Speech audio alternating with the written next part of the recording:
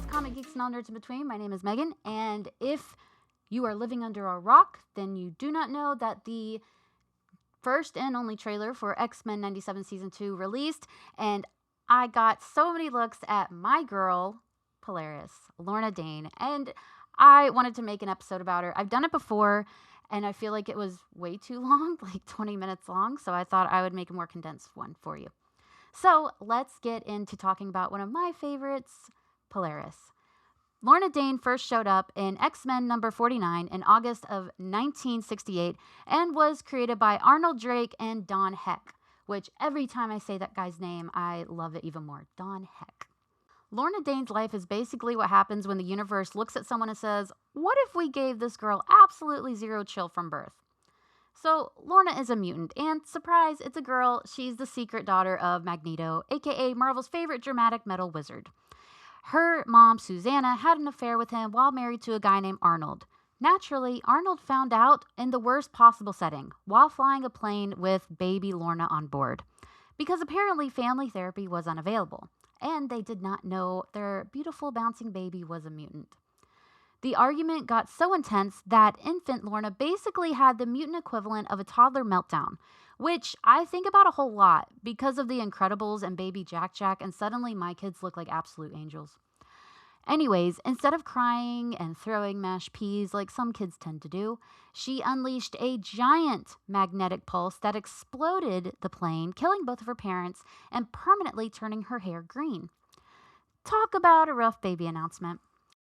Magneto sensed the magnetic blast like, yes, my child has finally entered the chat, showing up at the crash site, and decided that she wasn't ready for the whole daughter of a mutant terrorist lifestyle yet, which later she is, but not yet.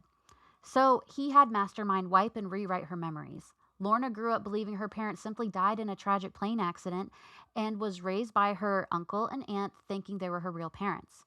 I also want to point out, the fact that Magneto was like, oh shoot, my kid is here. And then for the rest of Marvel Comics, treats her so trashy. He's such a bad parent to her, but such a good parent to Wanda, even though he's not her parent. We'll get into that later though. Fast forward to when Lorna was around 20. Cerebro detects her, Iceman meets her, and things immediately become chaotic because this is the X-Men, of course. A villain named Mesmero kidnaps her, boosts her powers with a mutant stimulator machine, and convinces her that she's Magneto's daughter. He's lying to her, but it turns out it was accidentally true. Comic books can be pretty exhausting. Lorna briefly sides with Magneto against the X-Men until Iceman basically goes, hey, maybe don't join the mutant terrorism today, and convinces her otherwise. Then Magneto turns out to be an android duplicate because apparently regular family drama just was not enough, so they had to keep it going. She joins the X-Men, trains under Professor X at Xavier's school, survives danger room sessions that definitely violate OSHA regulations, but that's not talked about enough, that's fine, and becomes close with Havoc, Cyclops' younger brother. Iceman had a crush on her, but Lorna was way more into Alex Summers because she clearly enjoys emotionally unavailable men with energy powers, because who doesn't? She and Havoc fight aliens, giant monsters, secret conspiracies, Hulk incidents, and the island of Krakoa. Yes, the island itself was evil because Marvel said geography can throw hands too. At one point, Lorna gets so powerful, she literally disrupts Earth's magnetic field and yeets Krakoa into outer space. Common Lorna W. But even then, Magneto's doesn't treat her well. It's fine. Later, she and Havoc leave the X-Men to study geophysics because apparently after battling even mutant islands, graduating school sounded relaxing. It does not stay relaxing. A Shi'ar agent named Eric the Red brainwashes her and officially gives her the codename Polaris.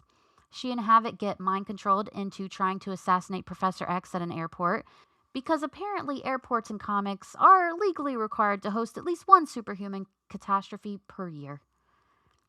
If anyone can't pick up on the sarcasm there, that was sarcasm. After recovering on Muir Island, things somehow get worse. She fights the living monolith, gets rescued by Thor after being swept out to sea, battles Proteus, deals with brood aliens, then gets possessed by an evil psychic entity named Malice. Malice basically hijacks Lorna's body and turns her into a terrifying goth leader of the Marauders for months. You want to know the wild part, though? Malice and Lorna's powers bonded so well that they became practically inseparable. Mr. Sinister, who, if you don't know who that is, he's the guy that looks like Dracula started doing genetic research, was very proud of this nightmare situation. Eventually, Lorna gets free, only for her alleged sister, Dane, to steal her magnetic powers in the Savage Land using weird, high evolutionary machinery. During this, Lorna suddenly develops a secondary mutation where she becomes gigantic, super strong, invulnerable, and accidentally amplifies negative emotions around her. So not only was she emotionally overwhelmed at the time, she turned everyone else into angry disasters too. She really said, if I'm going down, you're going down with me. The Shadow King notices this and immediately goes, oh, excellent. Emotional instability, my favorite. He uses her as a psychic doorway into reality, causing worldwide rage and violence until the X-Men finally stop him. Afterward, her normal magnetic powers return, and the giant rage mutant phase thankfully ends. Then comes X Factor, where Lorna and Havoc become government-sponsored mutant superheroes. Their relationship basically turns into a will they, won't they situation, except stretched across approximately 17 emotional catastrophes, several wars, and at least 3 mental breakdowns. At least 3.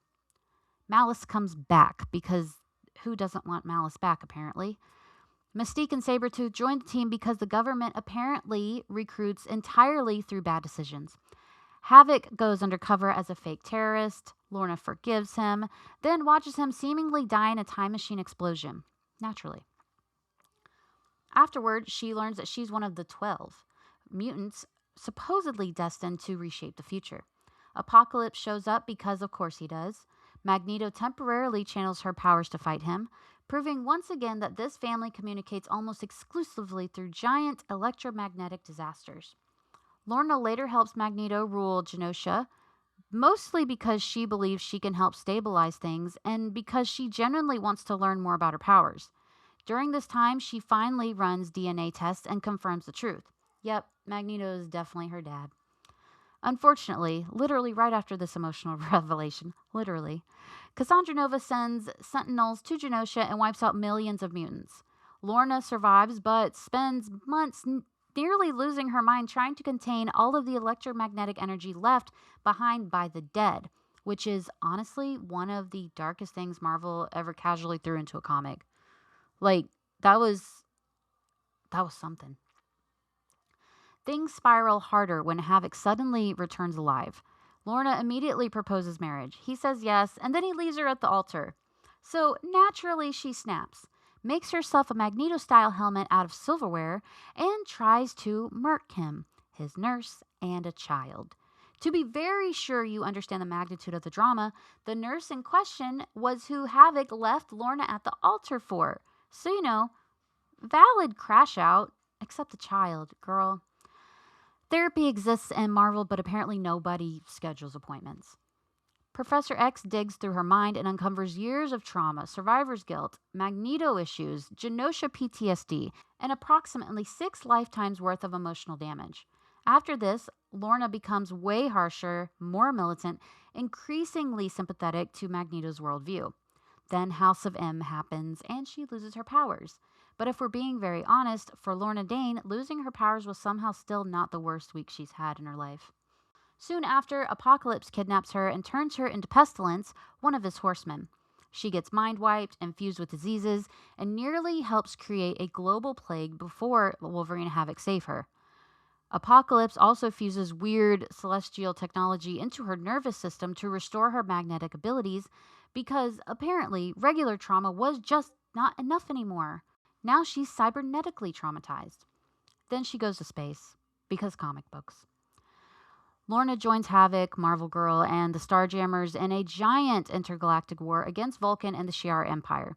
During all of this, she fights Gladiator, crushes enemies with their own armor, commands starships with magnetism, survives torture prisons, battles giant war fleets, and helps lead full-scale cosmic rebellions.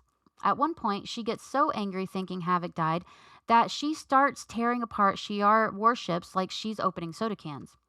Back on Earth, she rejoins various versions of X Factor, deals with Hell Lords, gets blackout drunk after another emotional collapse, nearly commits suicide by cop, and then gets recruited by a corporation to lead yet another mutant superhero team because apparently her resume looked excellent despite everything.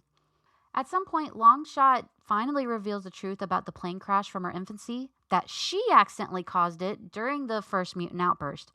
Learning this completely breaks her mind and leaves her catatonic until magic intervention literally restores her sanity, which honestly feels overdue. Later, she helps Magneto mentor the young X-Men, survives Nate Gray rewriting reality, gets trapped in the alternate mutant Utopia prison dimension, returns to reality, and eventually becomes a citizen of Krakoa, the mutant nation built on the living island that she once launched into space. Full circle. She rejoins X Factor investigations, helps solve mutant resurrection mysteries, fights supernatural threats like the Morgan, joins the official X-Men roster after the Hellfire Gala, and even helps Scarlet Witch perform a reality-bending resurrection ritual involving some time manipulation and mutant souls, which is just another Tuesday for our girl Lorna. Eventually, she helps defend Earth from alien invasions, pretends to betray Magneto to maintain a cover story around Scarlet Witch's murder investigation, protects Wanda from angry mutants, and later becomes instrumental in the war against Orchis by literally crashing a brood-infested space station into another station with her magnetic powers. Most recently, we saw her make an appearance in the town of Lockkill to help out her sister, the Scarlet Witch, and her brother, Quicksilver, against the end of everything, and I am a sucker for when these three work together. If it's a part of the storyline, if I get Lorna and Wanda together, if I get the three, Pietro, Wanda, and Scarlet Witch, I'm buying the comic. No question. I should also mention that they're not actually siblings. Because of the retcon where the Scarlet Witch and Quicksilver are not in fact Magneto's kids, which is bananas to me because they all act like siblings still, and Magneto, who is absolutely not the father of the year, treats the twins as his children and favors Wanda very heavily. If you were curious as to why this catastrophe of a retcon happened, it was actually because of the MCU. Pull up a chair for the shortest story of all time. Once upon a time, Marvel Studios did not have the rights to mutants, but Fox did. So to use Wanda and Pietro in Avengers Age of Ultron, there had to be a separation of their parentage and that they could no longer be mutants. But in my heart, they're still mutants, and no one can tell me otherwise. The end. Beautiful story. I know. I'm looking to sell the rights for my own movie, but anyways, moving on.